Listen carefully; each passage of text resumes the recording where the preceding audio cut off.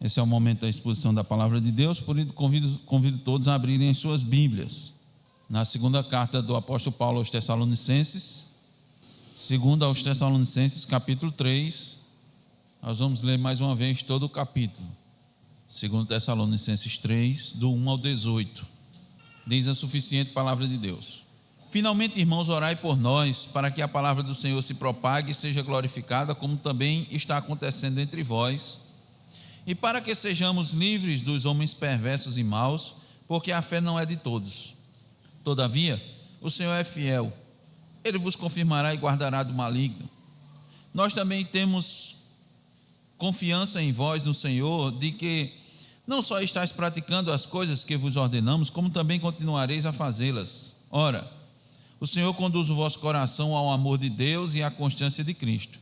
Nós vos ordenamos, irmãos, em nome do Senhor Jesus Cristo, que vos aparteis de todo irmão que ande desordenadamente e não segundo a tradição que de nós recebestes. Pois vós mesmos estáis cientes do modo por que vos convém imitar-nos, visto que nunca nos portamos desordenadamente entre vós, nem jamais comemos pão à custa de outrem. Pelo contrário, em labor e fadiga, de noite e de dia trabalhamos, a fim de não sermos pesados a nenhum de vós. Não porque não tivéssemos esse direito, mas por termos em vista oferecer-vos exemplo em nós mesmos para nos imitardes. Porque quando ainda convosco vos ordenamos isto: se alguém não quer trabalhar, também não coma. Pois de fato estamos informados de que entre vós há pessoas que andam desordenadamente, não trabalhando. Antes se intrometem na vida alheia. A elas, porém, determinamos e exortamos no Senhor Jesus Cristo que, trabalhando tranquilamente, comam o seu próprio pão. E vós, irmãos, não vos canseis de fazer o bem. Caso alguém não preste obediência à nossa palavra dada por esta epístola, notai-o. Nem vos associeis com ele para que fique envergonhado. Todavia não o considereis por inimigo, mas adverti-o como irmão. Ora, o Senhor da paz, Ele mesmo vos dê continuamente a paz em todas as circunstâncias. O Senhor seja com todos vós. A saudação é de próprio punho, Paulo. Este é o sinal em cada epístola. Assim é que eu assino. A graça de nosso Senhor Jesus Cristo seja com todos vós. Amém. Vamos orar, meus irmãos. Ó Deus, eis mais um momento, ó Deus, de grande importância e necessidade para todos. A tua igreja, os teus eleitos e também aqueles, ó Deus, que ainda não se curvaram diante de ti, porque por meio dessa palavra, é pela palavra que vem a fé, e é crendo, ó Deus, que se é salvo, porque todo aquele que crê, diz a tua palavra, é que será salvo. Portanto, ó Senhor, nos assiste nesse momento, de forma total e completa, para que, ó Senhor, cumpramos com o propósito de sermos, ó Deus, os arautos fiéis das tuas grandezas, da tua vontade para a tua igreja, para que a tua igreja, ó Deus, receba com alegria as instruções, com atenção, com a máxima reverência, e para que aqueles, ó Deus, que ainda não fazem parte da igreja, desejem fazê-lo, ó Deus, desejem fazer parte da instituição mais importante que existe na face da terra. Não há nenhuma empresa, não há nenhuma organização, conglomerado, multinacional, sequer nação, que seja mais importante do que a tua igreja, porque esta tem como cabeça o teu Filho bendito, Jesus Cristo, e o seu poder e a sua subsistência estão garantidos por ti, ó Deus, de modo que nem as portas do inferno vão prevalecer contra ela. Assim, ó Senhor, nós humildemente te pedimos, dá entendimento, ó Deus, da tua palavra, porque dela é que depende a nossa alma. Nós te rogamos no nome de Jesus. Amém. Orientações para que a igreja continue madura, parte 2, é a segunda parte. Iniciamos no domingo passado essa série de sermões, baseado no último capítulo da segunda carta de Paulo aos Tessalonicenses, e no primeiro sermão, procuramos mostrar aos irmãos todo o contexto das duas cartas que Paulo escreveu aos irmãos de Tessalônica, e que essas palavras finais correspondiam a orientações muito importantes que complementavam as outras que Paulo havia dado, preparando os irmãos para a volta de Cristo. Porque essa era uma temática, digamos assim, uma temática central dessas duas cartas.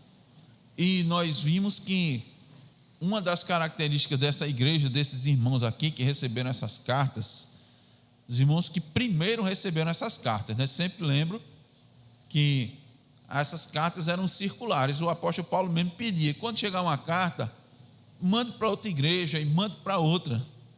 Por que isso? Lógico, irmãos, a palavra de Deus serve para todos. Um fato específico, uma questão específica para uma determinada igreja, vai servir para outra, porque esse escrito não é um escrito meramente do apóstolo Paulo. Foi o Espírito que moveu Paulo a escrever. Então, ele é atemporal. Ele não está limitado àquela igreja, muito menos àquela época, àquela circunstância, àquela situação que a igreja estava passando, mas serve para todas as igrejas. Por isso que a palavra de Deus é pregada a todo tempo, né? E Paulo disse, inclusive, a tempo e fora de tempo. Então, aquela igreja, ela tinha uma característica, que era a firmeza na fé. Eles sofreram muitas perseguições, mas essas perseguições não fizeram arrefecer a fé daqueles irmãos, esfriar a fé dos irmãos, muito pelo contrário. Ao invés dos irmãos pararem de crescer na fé, eles frutificavam ainda mais. Só que, como toda igreja tem pontos frágeis, não é uma igreja imune a problemas, a erros, a interpretações, aqueles irmãos estavam interpretando de forma errada a volta de Cristo. Isso não era só isso não trazia só uma consequência de entendimento errado, isso estava trazendo muito prejuízo à igreja e trazendo um peso para a igreja, de modo que Paulo trouxe essas últimas orientações para que a igreja ela se mantivesse firme, se mantivesse madura até a vinda de Cristo. Então nós trouxemos no primeiro sermão 2 orientações para que a igreja continue madura, continue firme, ou a igreja amadureça mais ainda. A primeira delas é que a igreja precisa estar ciente que sempre está em guerra. A igreja precisa saber que os ataques vêm de dentro e de fora.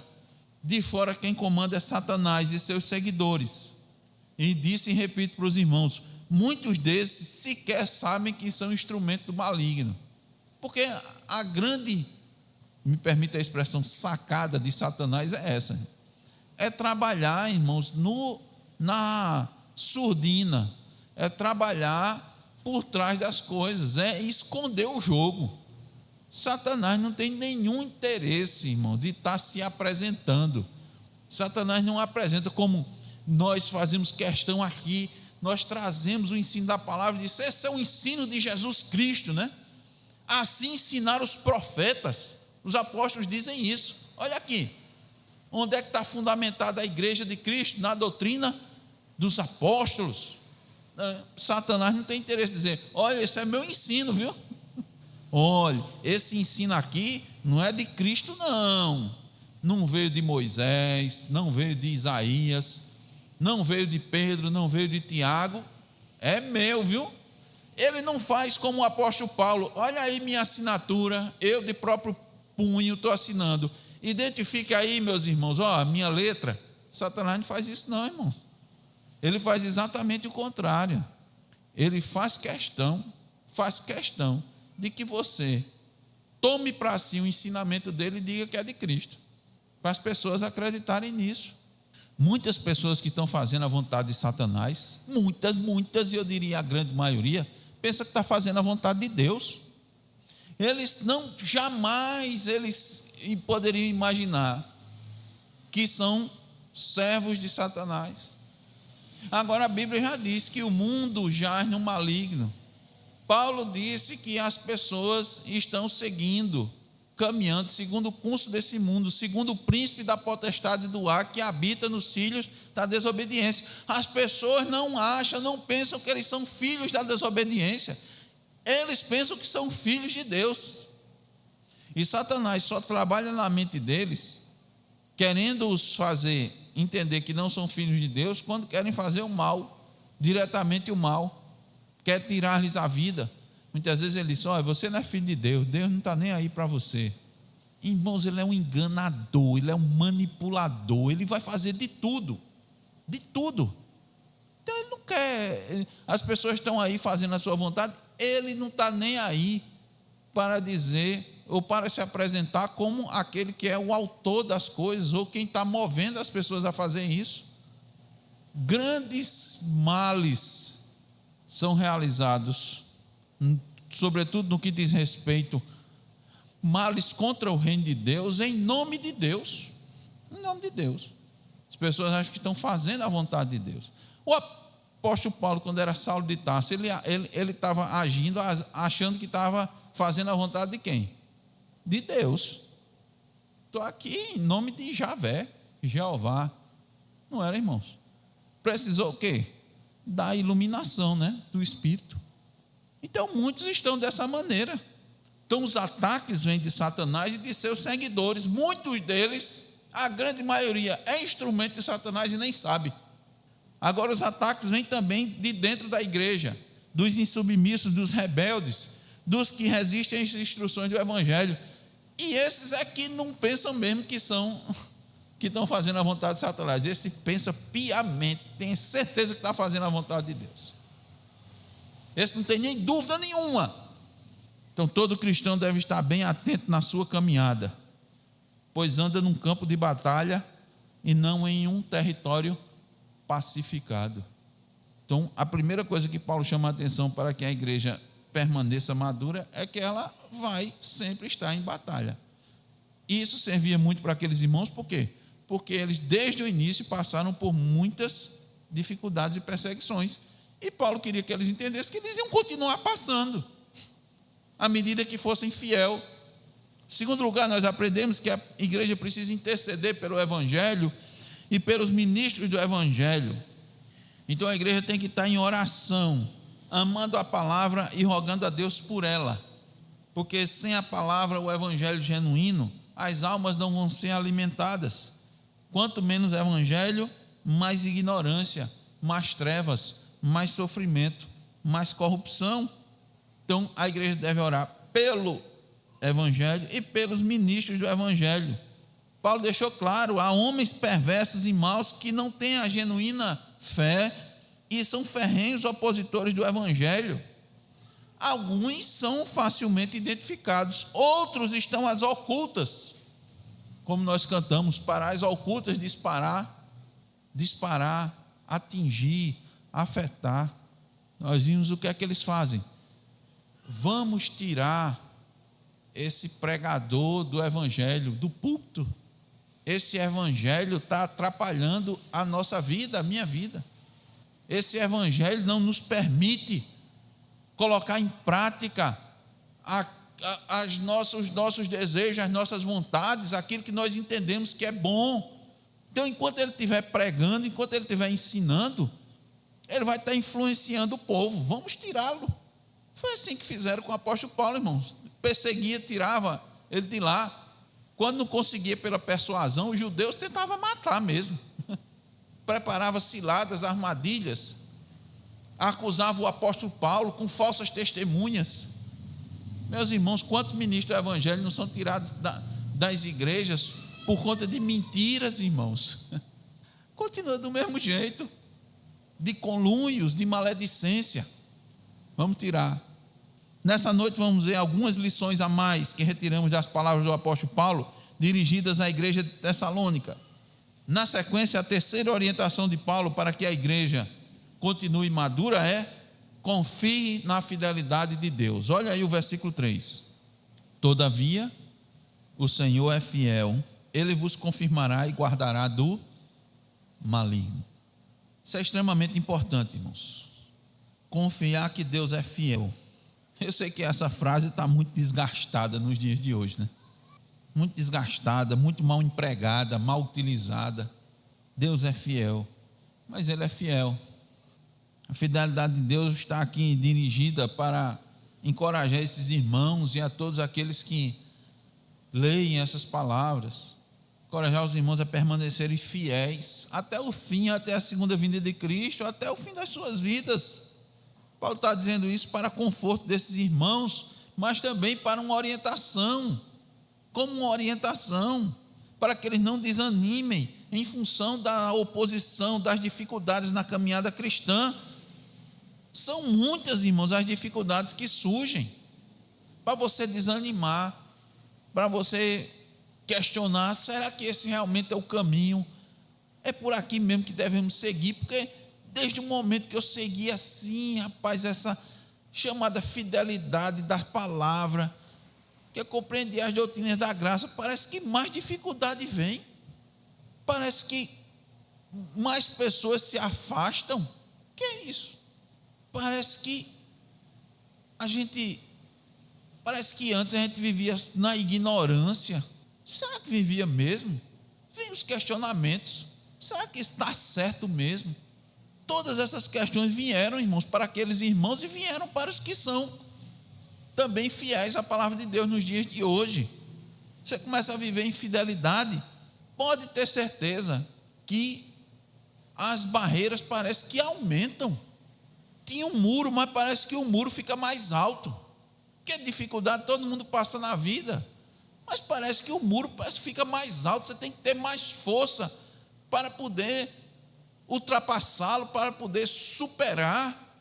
E Paulo está dizendo: meus irmãos, Deus é fiel. Vinha perseguição, eles passavam, aí às vezes tinha o quê? Tinha um alívio, daqui a pouco suscitava outra. Eu disse: meu Deus do céu, o que é isso? Será que nós estamos em pecados? Será que nós estamos trilhando pelo caminho errado, pela compreensão errada? Isso acontece demais. Acontece demais.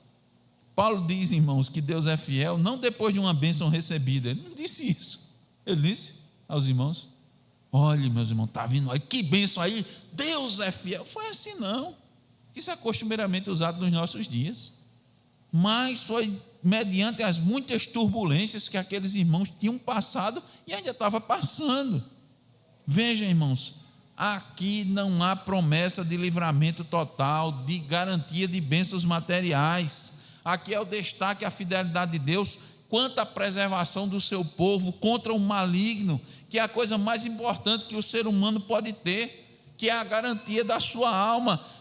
Paulo está garantindo que Deus vai ser fiel e vai confirmar a fé desses irmãos, mesmo que o anticristo venha com todo aquele seu poder de engano e mentira, fazendo sinais e prodígios, ele vai sustentá-los. Deus vai impedir que esses irmãos caiam na armadilha do maligno. Ele vai fazer como Cristo diz: Pedro, Satanás pediu para te sacudir, te peneirar. Eu orei por ti, eu roguei por ti, eu vou te sustentar, porque eu sou fiel à minha palavra, eu não te escolhi. É isso que vai acontecer. Deus vai sustentar para que aqueles irmãos não negligenciem os seus deveres, para que aqueles irmãos não se prostrem totalmente. Deus vai lhes confirmar na palavra, no evangelho, para que eles fiquem fortalecidos, alertas, atentos às mentiras, aos enganos, às ciladas preparadas por Satanás e pelos seus seguidores. Deus vai lhes guardar do maligno, porque Ele é fiel às suas promessas. A Bíblia diz que o Senhor não pode mentir. Deus não altera o que sai da sua boca. Uma vez que a promessa é feita por Deus, seu cumprimento é certo. Agora, irmãos, há uma coisa interessante que Hendrickson, comentando esse versículo, ele destaca. Ele diz que nesse processo os crentes não são meros passivos, pessoas passivas, ao contrário, eles são ativos. Eu quero que os irmãos prestem bem atenção naquilo que está declarado nos cânones de Dort.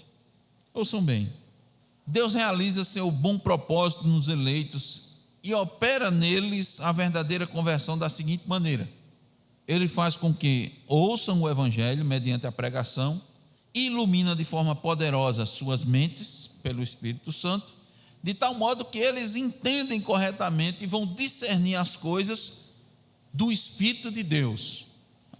Vou dar uma parada, abrir um parênteses. Por que é que se prega, se fala, ensina e as pessoas não entendem? Porque elas se discernem espiritualmente. Se você não tem o Espírito, você não tem como entender, irmãos. Você pode ter todos os cursos, você pode entender as línguas originais, grego, hebraico, aramaico, ler no original, interpretar, mas se o Espírito não estiver agindo, porque a palavra de Deus é espiritual, a lei é espiritual. Fecha parênteses. Continua os cânones de Dort. Mas pela operação eficaz do Espírito regenerador, Deus penetra nos recantos mais íntimos do homem, abre o coração fechado e amolece o que está duro, circuncida o que está incircunciso, introduz novas qualidades na vontade. Você não tem vontade, você passa a ter vontade. A Bíblia, Deus é fiel que vai fazer tudo isso e vai confirmar isso. Uma vontade morta para as coisas de Deus, ele faz reviver. Uma vontade má, ele torna boa. Algo que estava indisposto para Deus, ele dispõe. Uma disposição, uma vontade rebelde, ele a faz obediente. Então ele faz isso de tal modo que uma árvore boa produza bons frutos. Então a vontade é renovada. Ela não apenas é acionada e movida por Deus, mas, aí a ênfase aqui, sob a ação de Deus, torna ela atuante. Então nesse processo, o homem atua, crê, se arrepende mediante a graça e vai viver para as boas obras que Deus de antemão preparou para ele. Então, meu irmão, é possível que você já tenha passado por muita dificuldade por amor ao Evangelho e ainda passa. A promessa aqui é: Deus é fiel, Ele não vai lhe desamparar. Tudo que Ele prometeu de bom a você vai acontecer, tudo de bom. Todas as coisas cooperam para o bem daqueles que amam a Deus. Todas. A questão é confiar em Deus, não duvidar da sua palavra, confiar nas suas promessas. Isaías 43:13b diz: agindo Deus, quem impedirá? Normalmente esse versículo não é aplicado nessas horas, né? Mas é para ser aplicado.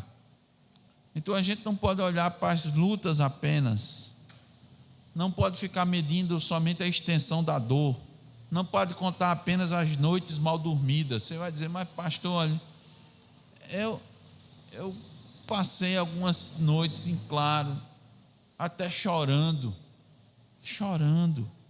Deus está ouvindo as orações, Deus está considerando suas lágrimas. As lágrimas que são vertidas pela dor do pecado, Ele considera. As lágrimas que são vertidas em prol do reino de Deus. Temos chorado. Existem muitas razões para a gente chorar. Eu sei que talvez um dos grandes motivos seja a gente ver a grande quantidade de pessoas caminhando para o inferno. Quem sabe a gente vê pessoas muito queridas nossas caminhando para o inferno. Chorar em prol da sua igreja, do fortalecimento dos seus irmãos em Cristo Jesus. Esse choro Deus considera, Deus vê, Deus leva em conta. Deus é fiel. A palavra diz: nenhuma palavra que Ele pronunciou vai cair por terra. E de novo, não são aquelas palavras, né, de profecias triunfalistas, não. São as palavras de Deus. Paulo está dizendo: não desanime, não. Nós não somos meros agentes passivos. Nós devemos juntar a fé com a ação, sermos atuantes, operosos. Essas orações, irmãos, nos habilitam.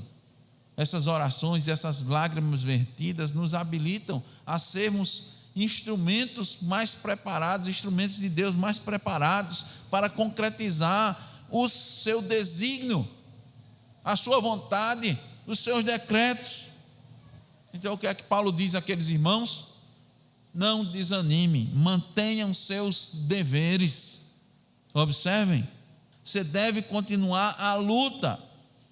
Assim você vai ser uma pessoa madura e você vai ajudar a amadurecer a sua igreja. Você vai ser um exemplo e os irmãos vão seguir. Não um exemplo de meninice, mas um exemplo de uma pessoa madura no qual os outros podem olhar e se espelhar. Veja, esse aspecto, irmãos, está intimamente ligado com a próxima orientação, com a próxima lição dada por apóstolo Paulo. Olha o versículo 4. A terceira lição foi: considere a fidelidade de Deus, confie na fidelidade de Deus. A outra: mantenha suas práticas. Olha, não é isso que ele diz, ó. Versículo 4.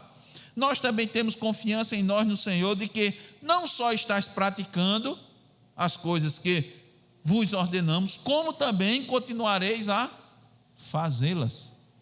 Então, vocês estão fazendo bem? Estão. Continue fazendo. Como é que uma igreja, irmãos, se mantém madura? Continuando a praticar as coisas que elas estavam fazendo. Perseverar naquilo que é o correto. E todos nós sabemos que para perseverar é necessário um grande esforço. Aí eu vou enfatizar isso aqui, irmãos. Assim é manter as boas práticas da igreja. Você só mantém as boas práticas da igreja com esforço. O que são as boas práticas? Não são meros costumes. Não é uma mera tradição da igreja. É manter aquilo que a igreja aprendeu da palavra de Deus e que é o correto fazer. É o cumprimento dos mandamentos do Senhor. A palavra aqui: nós também temos confiança em nosso Senhor, de que não só estáis praticando as coisas que vos ordenamos. Essa palavra ordenamos no grego, irmãos, é paragelo. Isso está ligado a uma ordem militar transmitida de um oficial superior para um inferior. Paulo usou essa expressão. Aqueles irmãos antes estavam se submetendo às ordens de Deus dada à igreja por intermédio de Paulo. E Paulo disse: mantenham essa obediência. A ortopraxia precisa ser mantida. Infelizmente, irmãos, nós temos ouvido, e algumas igrejas que passaram muitos anos em boas práticas, e hoje ele disse: não, hoje a igreja tem um novo entendimento. Foram muitos anos, não foi assim, foi muitos anos assim, agora a gente está entendendo diferente. Observe o que Paulo está dizendo aqui. A igreja reformada deve sempre estar reformando, mas se aproximando cada vez mais da prática da Escritura, né? Daquilo que Deus está colocando, porque a gente sempre tem como aperfeiçoar, a igreja tem sempre como aperfeiçoar, mas não regredir. Ter muito cuidado. Boas práticas, cumprimento dos mandamentos, mudar práticas que não estavam tão alinhadas com a palavra de Deus por aquelas que estão mais alinhadas. Um exemplo claro, irmão, simples, bem simples aqui, é o que a gente tem enfatizado, os irmãos dizem, é o canto da palavra de Deus, né? Quando a gente entende, começa a entender, é um processo natural, você vai começando a refletir. Antes você cantava qualquer coisa, não era assim? Tudo que era que se dizia evangélico, que aparecia, você cantava. É desse jeito. Alguns faziam umas críticas aqui ou outra. Essa daqui está mais ou menos. Eu não gosto muito, não. Era assim, eu não gosto. Muito adequado, não. Quando você começa a ter conhecimento da palavra, olha, isso aqui está contrário ao que a Bíblia diz. Aí você começa a selecionar as coisas que você canta, né?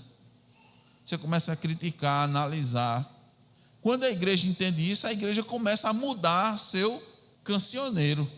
E ela começa, inclusive, a questionar até mesmo práticas antigas, como os hinários antigos da igreja. Mas a igreja canta isso há não sei quantos anos, né? Às vezes até há séculos, né? Certo, mas está de acordo com a palavra de Deus, você começa a criticar. Mas se não está, por que é que eu vou manter? Por amor à tradição? Quer dizer, eu amo mais a tradição do que a Deus? Isso está me cheirando o quê? Não, eu amo mais a Deus. Ah, rapaz, mas meus pais, meus avós gostavam tanto desse hino. Está certo, mas ele está errado. Aí você começa, acaba que a gente começa a cantar só a Escritura, né? Você começa a selecionar, no fim você está cantando só o Salmo. Isso é a consequência natural. Aí você chegou nessa boa prática. Aí você vai regredir? Não, irmãos, não. Paulo diz: mantenham as boas práticas. Ele diz: tenho confiança em vós no Senhor, de que não só estáis praticando as coisas que vos ordenamos, como também continuareis a fazê-las. Vocês vão continuar fazendo. Tenho confiança. Para vocês continuarem uma igreja madura, amadurecida, o que é que vocês têm que fazer? Mantenham as boas práticas. No passado vocês faziam isso, mas agora vocês não fazem mais. No passado vocês davam um jeito nas coisas, né? Até mesmo da igreja. Quantas vezes, irmãos, quantas vezes decisões da igreja não foram tomadas, né? E determinadas coisas os irmãos gostariam que fossem decididas na igreja, e em vez de eles usarem a palavra, usaram um jeitinho, né? Quantas vezes? Principalmente nas reuniões, né? Nas assembleias e tal. Faça isso mais não. Essas não são boas práticas, vamos mudar. Sua fala deve ser controlada pelo Espírito. Você antes conseguia as coisas impondo, né? O outro falava grosso e você falava 2 vezes mais grosso, aí você conseguia, não era? Mas você não vai falar mais desse jeito. A Bíblia diz: bem-aventurados os mansos, não é os brabos não, os mansos. Você não vai falar mais desse jeito. Você vai se tornar uma pessoa pacificadora. Antes você tinha uma grande capacidade de persuasão, mas você fazia isso usando assim determinados argumentos questionáveis. Antes você tinha uma esperteza. Você não vai usar mais essa esperteza para enganar. Você vai usar a sua habilidade de convencimento para ajudar os outros a compreenderem a palavra de Deus. Você vai persuadir agora os outros pela palavra. Pela palavra. Paulo tem a esperança de que no Senhor aqueles irmãos vão permanecer firmes, cumprindo os mandamentos, deixando as coisas do passado, substituindo. E esse é um processo, eu quero fazer uma aplicação rápida aqui, irmão. Isso é um processo que ele vai o tempo todo na nossa vida. Nós vamos carregando, né? O processo de santificação é esse. Nós chegamos assim na igreja, irmão, com um mau costume, sabe? Com assim muitas coisas no nosso caráter que precisam ser melhorados. E a palavra de Deus vai trabalhando nisso. E Paulo disse: eu tenho certeza, irmãos, que vocês vão continuar crescendo desse jeito, substituindo aquela antiga maneira de agir pela maneira certa, renovando o seu entendimento, não é isso que Paulo disse em Romanos 12, se conformando não com o mundo, não com o mundo. Antes você conseguia as coisas daquele jeito, mas você não vai trazer isso para dentro da igreja. O procedimento agora é outro. Aqui, irmãos, temos mais um toque, digamos assim, de amor paterno do apóstolo Paulo. Vamos ver novamente o versículo 4. Nós também temos confiança. Nós, quem é esse nós, irmãos? Ele em si, mas ele está falando também dos seus companheiros, né? Silas, né? Silvano, Timóteo.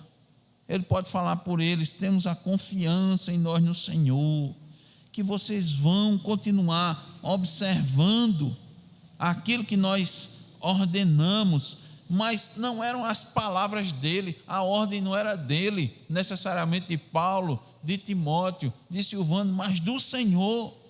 E que aqueles irmãos iriam obedecer pelo Senhor, porque eles entendiam que aquilo que Paulo estava trazendo, ele era um mensageiro do Senhor. E Paulo tem a confiança que eles vão fazer isso, não por eles mesmos, mas porque o Espírito está agindo dentro deles.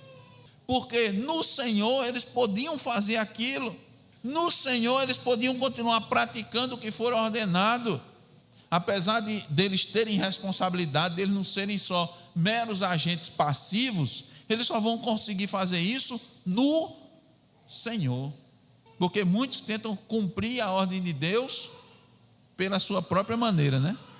É isso que nós dizemos, nós vamos substituir isso. Deus nos deu uma ordem, deu. Como é que nós vamos fazer isso? No Senhor, não do meu jeito, não da minha maneira, não usando os meus argumentos, artifícios, minhas próprias estratégias, mas no Senhor. Só no Senhor, irmãos, a gente pode manter nossa profissão de fé, porque senão você vai, chega num determinado momento, vai ruir, vai cair. Um conhecido escritor, comentando esse versículo, disse assim: o perigo que a igreja enfrenta não é a presença nem a ameaça do inimigo, mas a ausência de Deus e a desobediência à sua palavra. Sempre que uma igreja trilha pelas veredas da obediência, ela caminha em triunfo. Ela vai caminhar em triunfo, sempre. E cita a igreja de Esmirna. A igreja de Esmirna era pobre e perseguida, mas Jesus disse que ela era rica. Os homens podiam até matar os seus fiéis, mas jamais derrotá-los. Os filhos de Deus, ainda que selem seu testemunho com sangue, são mais do que vencedores. Por isso, irmãos, sempre é bom refletirmos como tem sido o nosso grau de obediência aos mandamentos, em especial quando esses mandamentos nos incomodam, quando eles exigem de nós mudança de atitude, de pensamento, mudança de prática. Então, peço que você pense um pouco e responda para si mesmo: que mandamento Deus, por meio da sua palavra, tem me mandado obedecer recentemente? Qual a última mensagem na qual Deus tocou o seu coração,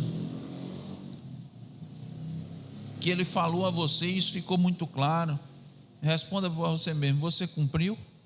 Ou você se acostumou a ouvir e minimizar as coisas? Você se esforçou para cumprir? Porque Paulo está dizendo assim: eu sei que vocês vão continuar cumprindo. Será que Deus não tem nos revelado, irmãos, ídolos do coração, reiteradas vezes, e nós temos ignorado isso? Está mostrando: olha, isso aqui é um ídolo, você precisa destruir. Você disse: mas logo esse é meu ídolo de estimação, ele não faz tanto estrago assim, não é um negócio assim tão escandaloso. Irmãos, não é possível ser uma igreja madura ou continuar madura quando a gente ignora os mandamentos do Senhor. Então veja, deixa eu recapitular para os irmãos as orientações que Paulo deu à igreja, que nós vimos nesse sermão, para que a igreja se mantivesse firme, madura, até a segunda vinda do Senhor. Ele diz: confie na fidelidade de Deus, mantenha suas práticas, cumpra os mandamentos. Em quinto lugar, peça ao Espírito que direcione seu coração ao amor de Deus. Olha, a parte A somente do versículo 5. Ora, o Senhor conduz o vosso coração ao amor de Deus. Mas se a gente não ama a Deus, eu quero enfatizar isso aqui, irmãos. Nós todos amamos a Deus, pastor. Isso é redundante isso, né? Paulo está só fazendo assim uma colocação mais simples, né? Ou assim quase de retórica, mas não é isso não, irmãos. Olha, escute: quando o amor de Deus é a razão principal, a força principal da vida do cristão, ele vai se manter firme até a vinda de Cristo. Quando não for, uma hora ou outra ele vai cair e nunca mais vai se levantar. Essa é a ênfase que nós queremos dar agora nesse momento. Há, irmãos, alguns que duram muitos anos dentro da igreja, e às vezes quando isso acontece, traz até um choque muito grande. Olhe, preste atenção: tem gente que pode ficar 10 anos, 20 anos, 30 anos, até 40 anos na igreja, mas se o amor a Deus não for aquilo que o impulsiona, uma hora vai vir uma situação, Deus vai provar o seu coração e ele não vai resistir. Isso choca muito, porque normalmente acontece com as pessoas idosas, né? 30, 40 anos dentro da igreja, às vezes a pessoa já está bem madura, né? Já está nos 50, nos 60 e de repente ela cai. Diz: meu Deus do céu, mas como ela passou tanto tempo? É porque quem sustentava ela não era o amor de Deus, era outra coisa. E chegou uma hora que Deus manifestou isso. Estava no seu coração, ninguém estava vendo. Mas Deus disse: agora é a hora de manifestar. O que é que ele faz? Ele dá uma prova. E aí a pessoa, como não está movida pelo amor de Deus, ela vai ser reprovada.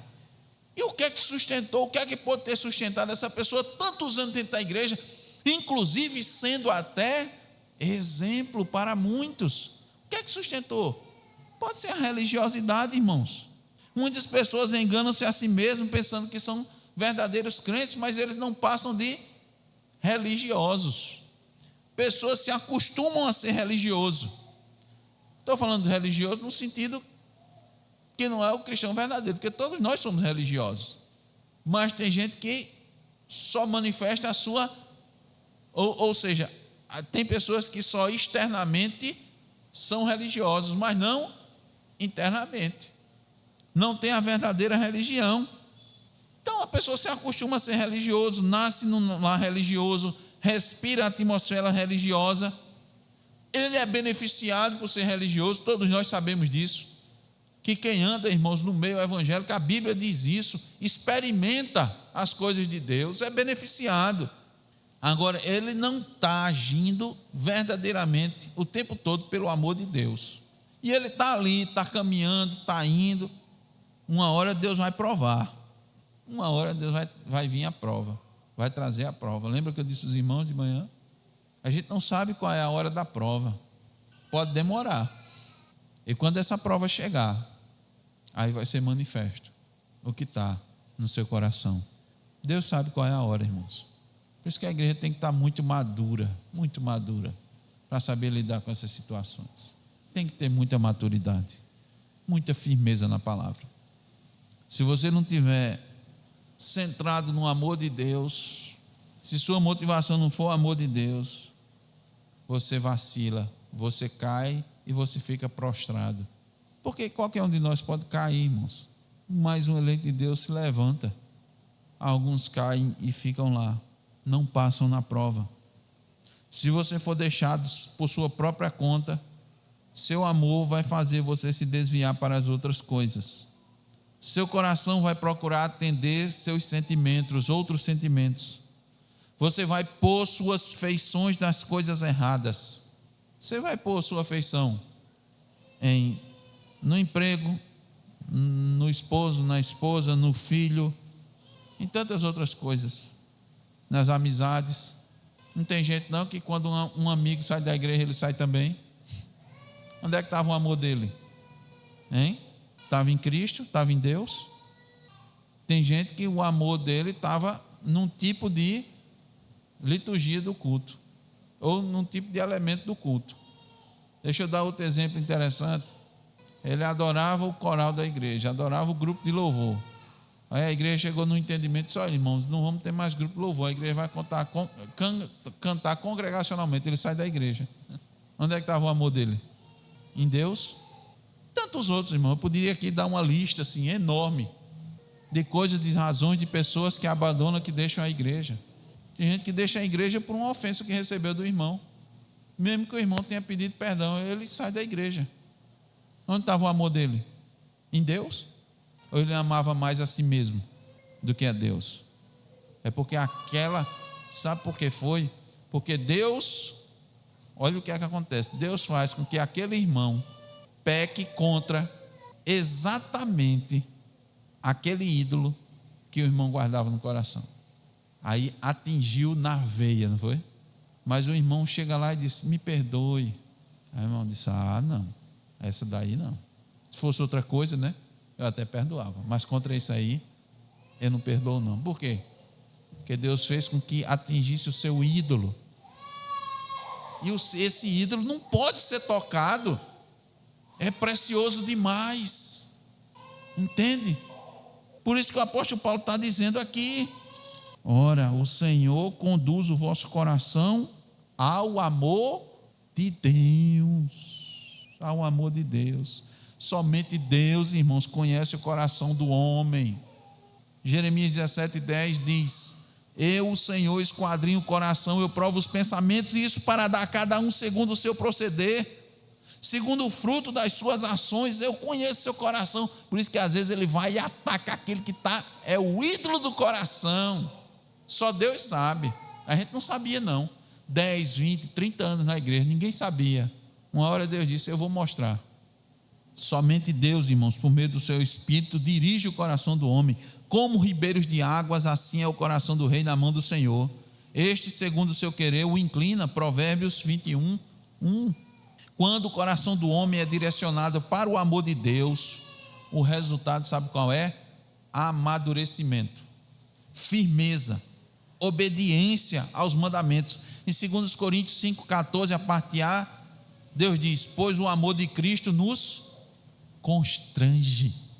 Então, quando o coração do homem está direcionado para o amor de Deus, ele amadurece, ele fica firme. Por isso que Paulo assim rogou e disse aos irmãos: olha essa orientação aqui. Sabe qual é? Sabe qual é, meus irmãos? Eu peço a Deus que conduza o coração de vocês ao amor de Deus, porque seu coração é tão enganoso que você pode achar que está amando a Deus e está amando outra coisa. Por fim, irmãos, vamos concluir com a última orientação para que a igreja se mantenha. Eu digo a última orientação dessa noite. Nós vamos continuar seguindo até finalizar todos os versículos desse capítulo. Dessa noite, na sequência, a sexta orientação. Ainda está no versículo 5, só que a parte B. Como é que eu vou me manter maduro? Como é que a igreja vai se manter madura? Peça ao Espírito Santo que direcione seu coração a perseverar em Cristo. Antes foi o amor a Deus. O outro é perseverar em Cristo. Versículo 5, com ênfase na parte B. Ora, o Senhor conduz o vosso coração ao amor de Deus e à constância de Cristo. Constância aqui, irmãos, está ligada mais uma vez à perseverança. Cristo se manteve perseverante, firme na sua missão, mesmo recebendo e suportando insultos, reprovação pelos homens, até por sua família, mesmo sendo negado e traído pelos próprios discípulos, ele perseverou na palavra ao ser tentado por Satanás, pagou pelos nossos pecados, tomou sobre si as nossas dores, suportou a ira de Deus, todo tipo de injustiça dos homens. Por isso que Paulo está dizendo: o Senhor conduz o vosso coração à constância de Cristo. Paulo deseja que o Espírito Santo conduza o coração desses irmãos a ter essa constância, porque em meio às perseguições, às aflições, às lutas, às injustiças por causa do Evangelho, eles não desfaleçam, mas olhem para Cristo, tendo Cristo como seu exemplo, porque assim como Cristo venceu, nós vamos vencer também. Porque, irmãos, olha, é fácil, abre aspas, começar bem a carreira cristã. A questão é terminar. Por isso que tanto está na Bíblia, vocês vão entender. Aquele que vencer, aquele que perseverar, vai receber a coroa, vai receber o prêmio. Por quê? Porque perseverar é difícil. Olha o que é que Paulo está pedindo: para que eles se mantenham na constância. Você inicia, está bem, está animado, passa um tempo, mas o fôlego pode acabar. E quando acaba o fôlego, agora se manter constante, irmãos. E quem é que nos mantém constante? O Espírito. Não somos nós mesmos, não é da nossa força, mais uma vez, não é nossa determinação. Você vai dizer: eu vou me manter agora, eu vou fazer uma promessa, e eu vou me manter só na dependência. Olha o que é que Paulo está fazendo. O Senhor conduz o vosso coração, o amor de Deus é com o Senhor conduza. Aí o que é que você vai fazer? Pedir a Deus. Por isso que a lição é essa, a orientação é essa: peça ao Espírito Santo que direcione seu coração a perseverar em Cristo.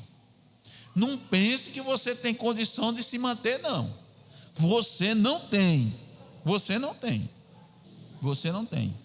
Em Hebreus 12, do 1 ao 4, diz assim: portanto também nós, visto que temos a rodear-nos tão grande nuvem de testemunhas, desembaraçando-nos de todo o peso e do pecado que tenazmente nos assedia, corramos com perseverança a carreira que nos está proposta. Aí, olhando firmemente para o autor e consumador da fé, Jesus. Veja como esse versículo fica melhor entendido à luz do que Paulo diz aí. Eu oro para que Deus se mantenha vocês constantes em Cristo, olhando para o autor e consumador da fé, Jesus, o qual, em troca da alegria que lhe estava proposta, suportou a cruz, não fazendo caso da ignomínia, e está assentado à destra do trono de Deus. Considerai, pois, atentamente aquele que suportou tamanha oposição dos pecadores contra si mesmo. Considere, observe, peça ao Espírito Santo que você tenha essa constância aqui, mas peça ao Espírito, que senão você não vai conseguir sozinho, para que não fatigueis, desmaiando em vossa alma. Deus sabe que se não for desse jeito, você cai, você desmaia, você fraqueja. Versículo 4: ora, na nossa luta contra o pecado, ainda não tendes resistido até ao sangue. Nós concluímos, irmão, dizendo que a igreja verdadeira precisa sempre de orientações para que continue firme. Quanto mais o tempo passa, mais perseguições virão, mais dificuldades vai vir, as provas vão vir. E saibam que essas provas servem para manifestar os seguidores de Cristo, os verdadeiros seguidores de Cristo ou os adoradores do homem da iniquidade.